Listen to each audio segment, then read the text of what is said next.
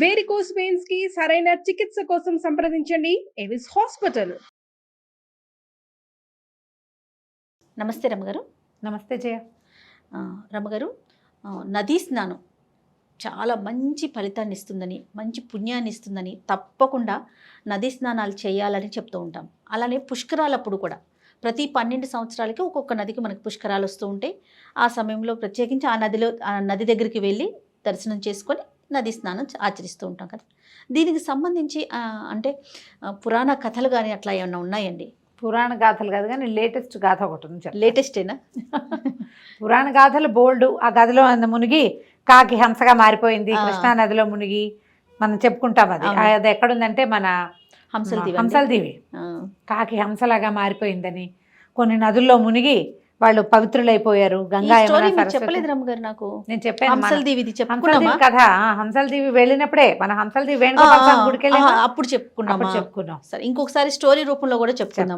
కాకి హంసగా మారిపోయింది.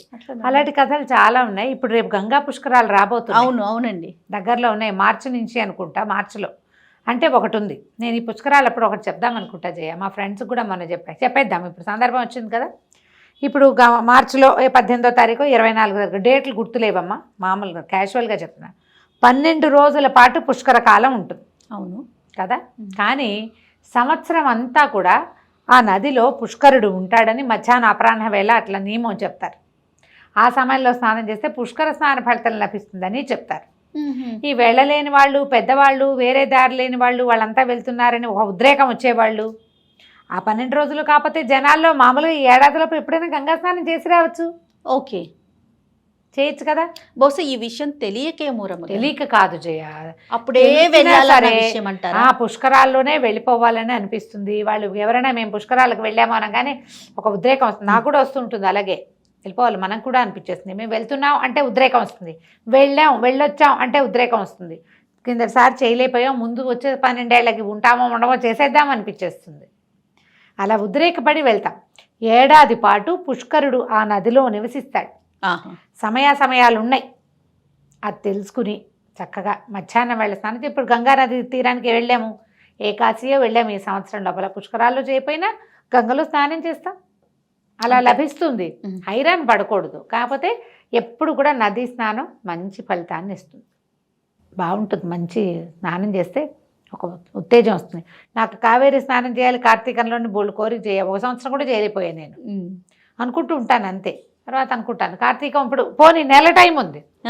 పుష్కరాల్లాగా 12 రోజులే అందరూ తెంచుకుని పడిపోవడం లాగా కాకుండా పర్వాలేదు కదా, కొంచెం నయమే. ప్రయత్నం చేసి చూడాలి. అయితే కృష్ణలో చేశారండి ఎప్పుడైనా? ఓకే, కృష్ణ, గోదావరి, తుంగభద్ర, తర్వాత గంగా స్నానం కూడా చేశాను నేను. కావేరి కుదరలా. తెలియండి, కుదుర్చుకోవాలి ఎప్పుడు. నేను కావేరి పుట్టుక స్థానాన్ని కూడా చూసొచ్చా. తలకావేరి చూసాం కానీ ఇది చేయలేకపోయాం. స్నానం చేయలే. అప్పుడు చేయాలి. ఎప్పుడు అవకాశం ఇస్తాడో భగవంతుడు. మనం గ్రహస్థితులను బట్టి అవకాశాలు కుదురుతాయి. బహుశా ఉంటాయి మనకి. పుణ్యతీర్థాల్లో స్నానం చేసేది, పుణ్యక్షేత్రాలకు వెళ్ళేది, అవన్నీ కూడా మన గ్రహస్థితులను బట్టే కుదురుతూ ఉంటాయి. అది మనకి ఎప్పుడు కుదురుతుందో చూద్దాం. అయితే ఒక గంగా స్నానం కథ ఒకటి చెప్తాను. పూర్వం ఒక పల్లెటూరులో ఒక బ్రాహ్మణ ఆయన ఉండేవాడు. ఆయన చాలా బుద్ధిమంతుడు, మంచివాడు, కొంచెం అమాయకుడు. చాలా రకాల పనులు అవి ఇవి చేసి సంసారాన్ని ఉద్ధరించుకునేవాడు. ఒకసారి ఆయన వల్ల ఒక మహాపాప కార్యం ఒకటి జరిగింది. అప్పుడప్పుడు మన ప్రమేయం లేకుండా మన వల్ల జరిగిపోతూ ఉంటాయి. అయితే మరి ఆ కాలం పాతకాలం కాబట్టి ఆయన ఏమనుకున్నాడు, ఇలాంటి పాతకం పోగొట్టుకోవాలంటే, నేను బతికుండగా పోగొట్టుకోవాలంటే గంగా స్నానమే చేయాలని అనుకున్నాడు. అందరూ వెళ్ళి పెద్దవాళ్ళని కనుక్కున్నాడు. అందరూ కూడా గంగా స్నానం చేస్తే ఇలా తెలియక చేసిన పాప విముక్తి లభిస్తుంది, లేకపోతే ఇది మోక్షానికి అడ్డమైపోతుంది. మళ్ళీ ఇది తీర్చుకోవడానికి మళ్ళీ ఇంకా పుట్టాల్సి వస్తుంది. దాంతో ఆయన గంగా స్నానం ఎప్పుడు చేస్తానో అని చాలా ఆలోచించుకునేవాడు. పిల్లలు పెద్దవాళ్ళు అయ్యాక అతని సంసారాన్ని, ఇల్లు వాకిల్ని, అన్నిటినీ బాధ్యతల్ని పెద్ద పిల్లాడికి అప్పచెప్పి నాయన గంగా తీరానికి వెళ్ళి తపస్సు చేసుకుని నా పాపాన్ని పోగొట్టుకుంటాను. పాత రోజుల్లో ఇలా వెళ్ళిపోయేవాళ్ళు.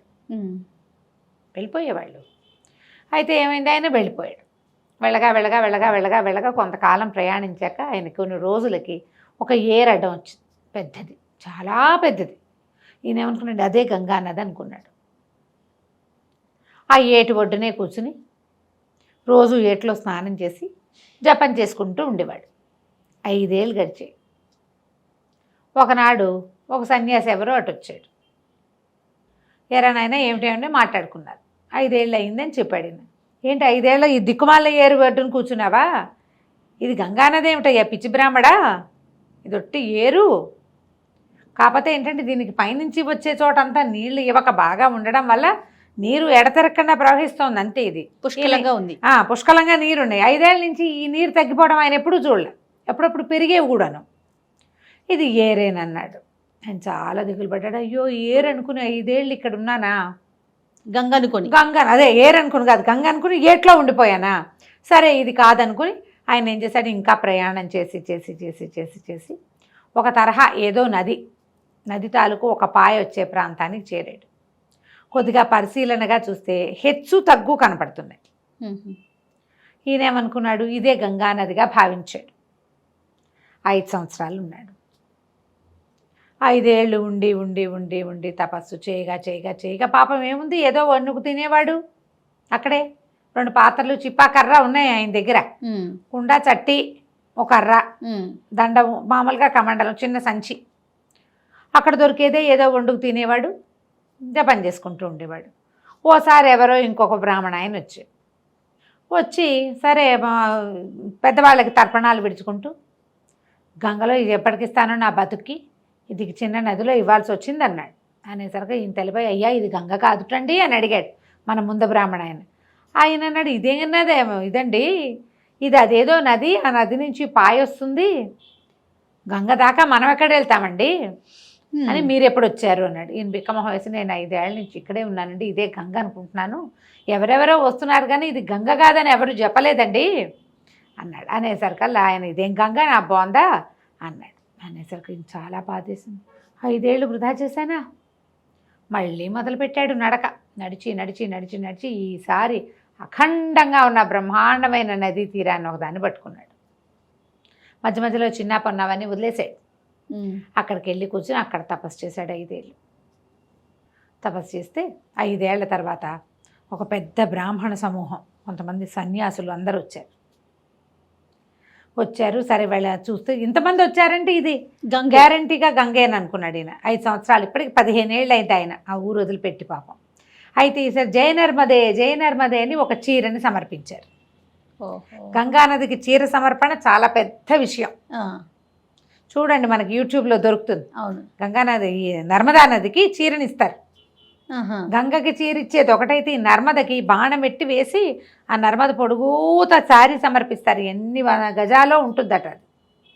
నర్మదా నదికి చీర సమర్పిస్తారా, ఆ ప్రాంతపు ఆచారం. అదే వాళ్ళు ఆ చీరలు అవి సమర్పిస్తే ఈయన కళ్ళ వెంట నీళ్ళు వచ్చినాయి.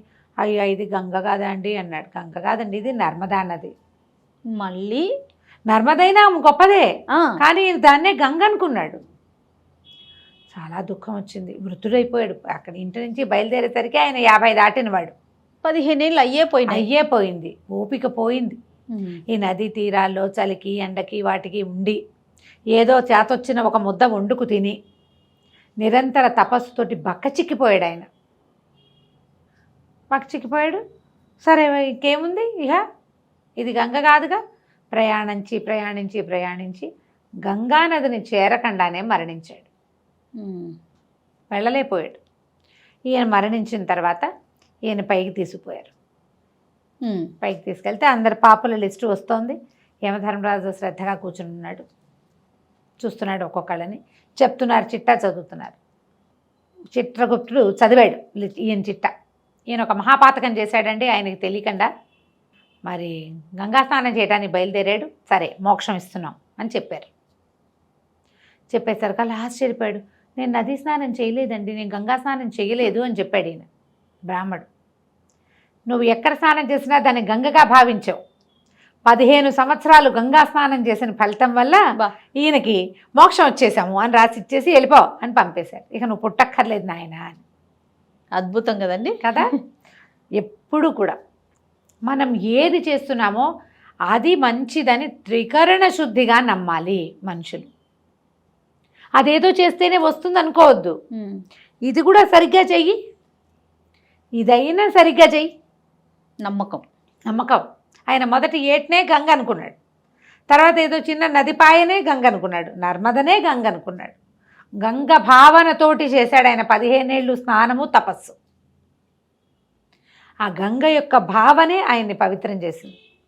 తీర్థాలకి, పుణ్యక్షేత్రాలకి, నదీ స్నానాలకి వెళ్ళలేకపోతున్నాం అనుకోకండి. ఇప్పుడు నేను కూడా రోజు హరగంగే అని నెత్తి మీద పోసుకుంటాను నీళ్ళు. అంతే మనం వెళ్ళలేము. ప్రత్యక్షంగా స్నానం చేయాలని ఉంది, కుదరలేదు, ఏం చేస్తాం? చేయలేం కదా. కృష్ణా, గోదావరి, గంగా, నర్మదా, కావేరి, తుంగభద్ర జలేస్మిన్ సన్నిధిం కురు అనుకోవటం, ఓ దండం పెట్టుకోవడం, నెత్తి మీద నీళ్ళు పోసుకోవటం, అంతే. దాన్ని నమ్మండి. మన కార్తీక పురాణంలో క్లియర్గా చెప్తారు అన్నమాట. ఏ దారి లేనప్పుడు హరగంగే అని నెత్తి మీద నీళ్ళు పోసుకుంటే అది గంగతోటి సమానం అవుతుంది. చిత్తాన్ని మించినది శివుడుండే స్థానం ఇంకొకటి లేదు. శివుడు ఎక్కడుంటే అక్కడే సమస్త నదీలు, నదీ తీరాలు, నదుల్లో స్నానాలు ఉన్నట్టే, అంతే. సమస్త తీర్థక్షేత్రాలు ఉన్నట్టే. లోపల తృప్తి కావాలి మనకి. ప్రపంచంలో మీరు ఓళ్ళనున్నాయి నదులు. నైల్ నదిలో స్నానం చేశానని చెప్పారు మొన్న ఎవరో. మనకి మన మనసే తప్పిస్తే అంతకంటే ఏం లేదు కదా. కథ చూడండి ఎంత బాగుందో, అద్భుతంగా ఉంది రమ్మగారు. నమ్మకం, అంతే. ఈ చక్కటి కథని పిల్లలు నమ్మండి, మీ పిల్లలకి చెప్పండి. డెఫినెట్గా ఈరోజు నైట్కి స్టోరీ ఇదేనండి. నమస్తే రమ్మగారు. నమస్తే.